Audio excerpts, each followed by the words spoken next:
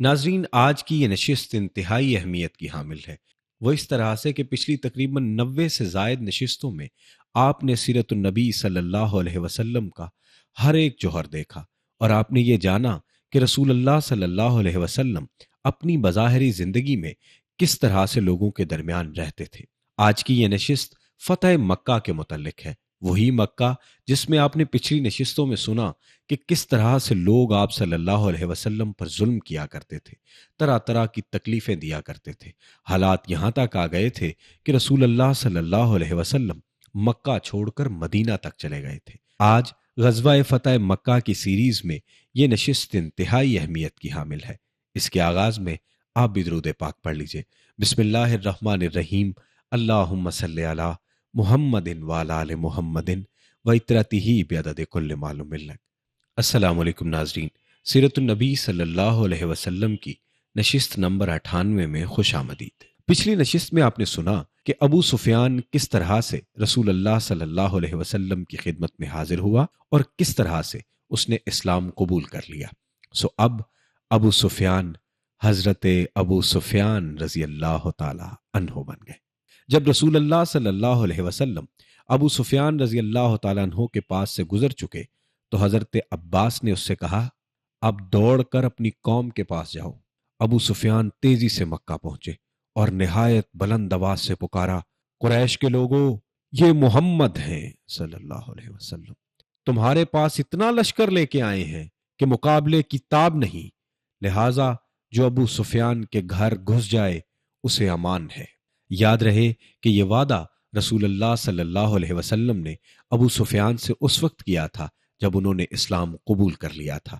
جب حضرت عباس نے کہا کہ اللہ کے رسول، ابو سفیان اعزاز کو پسند کرتے ہیں، لہٰذا ابو سفیان کو کوئی اعزاز عطا کریں، تو آپ نے فرمایا جو ابو سفیان کے گھر گھس جائے اسے امان ہے۔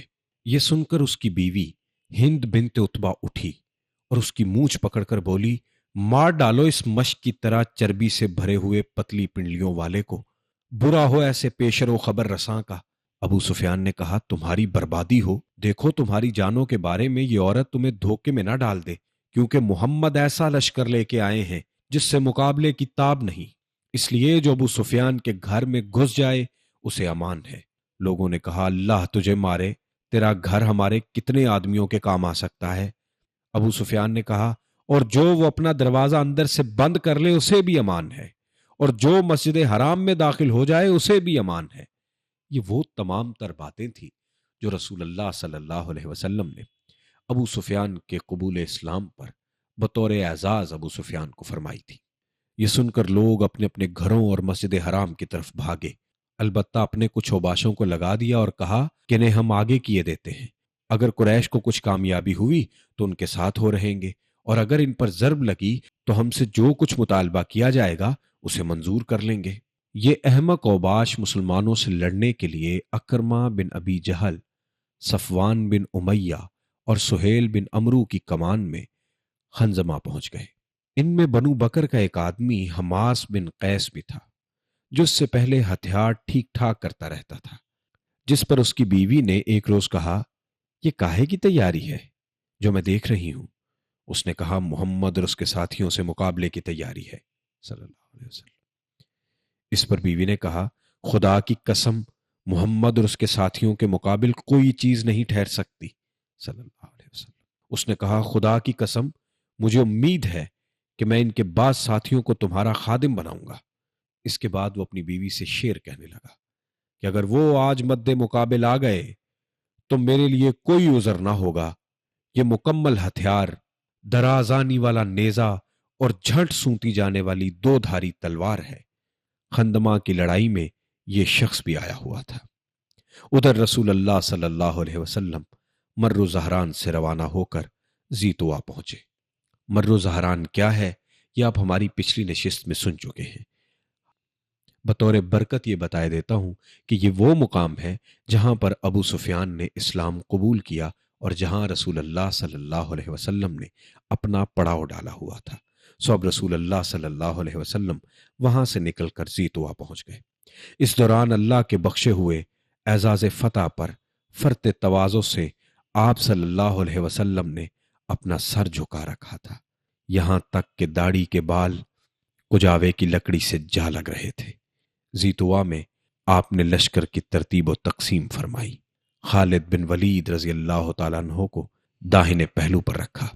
اس میں اسلم، سلیم، غفار، مزینہ، جوہینہ اور کچھ دوسرے قبائل عرب تھے، اور خالد بن ولید کو حکم دیا کہ وہ مکہ میں زیریں حصے سے داخل ہوں، اور اگر قریش میں سے کوئی آڑے آئے تو اسے کاٹ کر رکھ دیں، یہاں تک کہ صفا پر آپ سے آ ملے۔ حضرت زبیر بن عوام بائیں پہلو پر تھے، ان کے ساتھ رسول اللہ صلی اللہ علیہ وسلم کا پھریرا تھا۔ آپ نے انہیں حکم دیا کہ مکے میں بالائی حصے یعنی قدا سے داخل ہوں، اور ہجون میں آپ کا جھنڈا گاڑ کر آپ کی آمد تک وہیں ٹھہرے رہیں۔ حضرت ابو عبیدہ پیادے پر مقرر تھے۔ آپ نے انہیں حکم دیا کہ وہ بطن وادی کا راستہ پکڑیں یہاں تک کہ مکہ میں رسول اللہ صلی اللہ علیہ وسلم کے آگے اترے۔ ان ہدایات کے بعد تمام دستے اپنے اپنے مقرر راستوں سے چل پڑے۔ حضرت خالد اور ان کے رفقا کی راہ میں جو مشرک بھی آیا اسے مٹا دیا گیا۔ البتہ ان کے رفقا میں سے بھی قرز بن جابر فہری اور خنیس بن خالد بن ربیعہ نے جام شہادت نوش کیا۔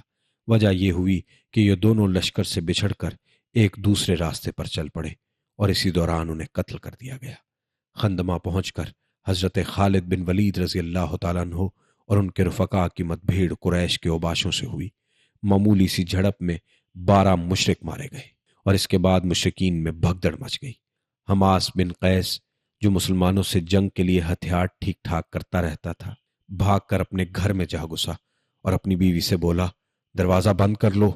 اس نے کہا، وہ کہاں گیا جو تم کہا کرتے تھے؟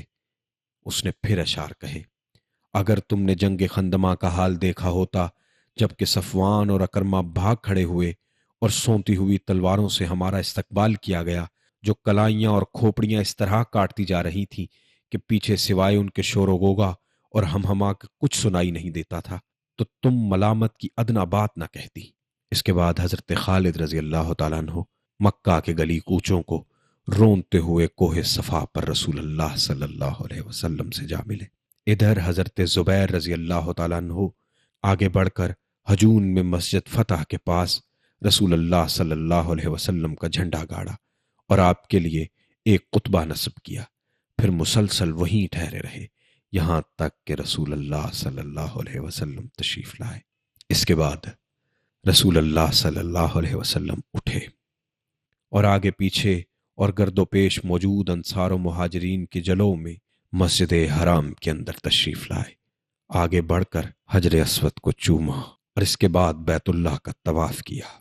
اس وقت آپ کے ہاتھ میں ایک کمان تھی اور بیت اللہ کے گرد اور اس کی چھت پر 360 بت تھے۔ آپ اسی کمان سے ان بتوں کو ٹھوکرے مارتے جاتے تھے اور کہتے جاتے تھے، جاء الحق وزہق الباطل ان الباطل کان زہوقا۔ حق آ گیا اور باطل چلا گیا، باطل جانے والی چیز ہے۔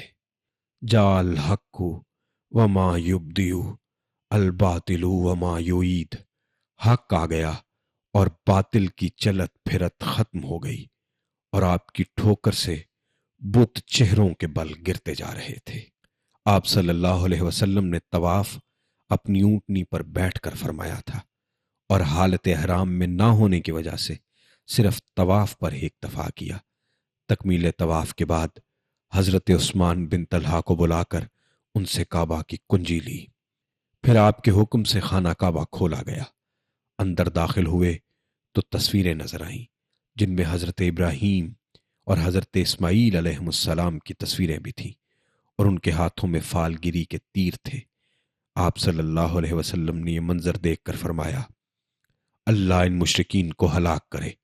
خدا کی قسم ان دونوں پیغمبروں نے کبھی بھی فال کے تیر استعمال نہیں کیے۔